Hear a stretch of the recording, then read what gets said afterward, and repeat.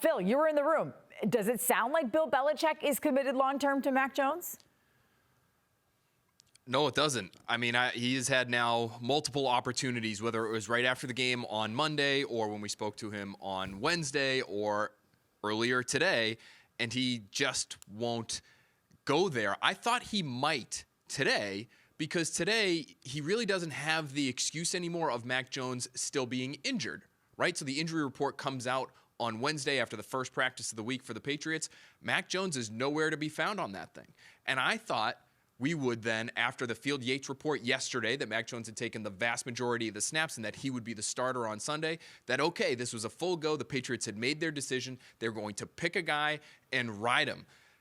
That didn't feel like what we heard today. Yes, they picked a guy for this week, but when I asked about the long-term and the long-term plan at that spot, it was very clear Bill Belichick did not want to go there. Bert, is that the right way to handle it? I don't think so, but that's just me. I mean, I've covered enough of these first-round quarterbacks in different places across the league, and I do feel like the way to do it is you invest in a guy and you let him know he can make his mistakes. He's going to go through bumps. You've got his back. That's how Buffalo turned Josh Allen into Josh Allen. It's how the Chiefs turned Patrick Mahomes into Patrick Mahomes. The last thing you want is a guy who's out there thinking he makes a couple mistakes in a row and he's going to be back on the bench. It's an old school way to do it. It's the way it used to be done. It's not the way it's been done over the last 20 years or so in the NFL. And so the way this thing evolves is going to be interesting because to me, he had a chance here, and he's had several chances, and Phil gave him a couple chances in that press conference to kind of drive a stake into the ground and say, this is my long-term quarterback. We are hitching our wagon to Mac Jones. Mac Jones is our guy going forward. Build confidence in the locker room in the guy. Let the guy know publicly that you're going to have his back and you are going to help him work through mistakes along the way that are going to happen to any young quarterback. In essence, I think he did the opposite. This was a week-to-week proposition before because of injury. And Bill's basically telling us now, and also through Michael Lombardi, that this is still a week-to-week proposition. It's just not through injury. Now it's through performance. You know, Phil, last week when we talked about Mac Jones's first start, if he was going to make it against the Bears, we all thought, okay, listen, there's no way that his leash is short, right? Like, they're going to let him play through this. And then 3 series, 1 interception, the guy's, yanked. Is the leash longer this week against the Jets? Do they owe it to Mac to give him a little more time?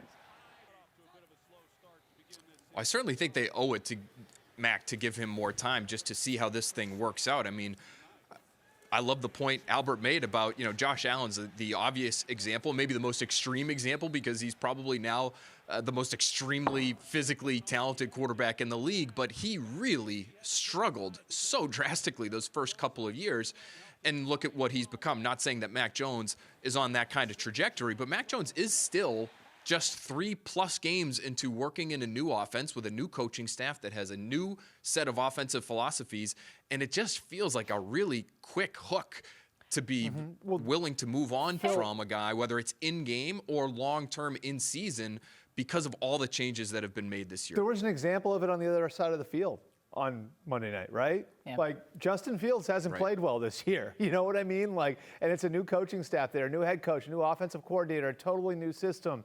And there's an acknowledgement in that building that Justin Fields is a guy who hasn't been handled correctly, that he's gone through 4 play caller changes, that he's played in 2 systems now, and they let him ride out mistakes, and they learned how to use him correctly. And I think what you saw on Monday night, it doesn't mean he's going to be a great quarterback for the next 10 years, but it was a pretty significant step, and it was a manifestation of what they thought could happen if they had some patience with him. And so I think that's the issue that you create for yourself. If everything's about right now, you're, I think, in a certain way, not acknowledging the process it takes to become a great quarterback in the NFL. And Bert, I want to get to this quickly because I think one of the other factors that we're not taking into consideration is that even though Mac Jones isn't on the injury report, I think we can all agree that he's probably not 100% out there. And you actually have an example of we might not be seeing a Mac Jones at full speed. Right. And so, like, I talked to a few of the Bears people over the last couple of days just to kind of check back in and see what their take was. This is the play right here. If you look here, you see Mac Jones there where he could have stepped up. He had a lane to step up in the pocket, and he couldn't change direction. Instead, he kept moving forward and then hit the deck. You'll see it again here. It's right there. And then he kind of bails out of the pocket where I think under normal circumstances he would have stepped up. It's something all the Bears coaches mentioned to me, and it's something that I think that they noticed in warm-ups too, where he looked a little hobbled in warm-ups. And that's the other part that's a little bit interesting about this as well. The Patriots can play with the injury report all they want to play with the injury report. If a guy was limited in a game on a Monday, it just seems strange that you would pull him from that game and you wouldn't put him back in that game because of injury. And then 2 days later, he's got a completely clean bill of health. I don't know what game the Patriots are playing there, but it just seemed like a strange one to me.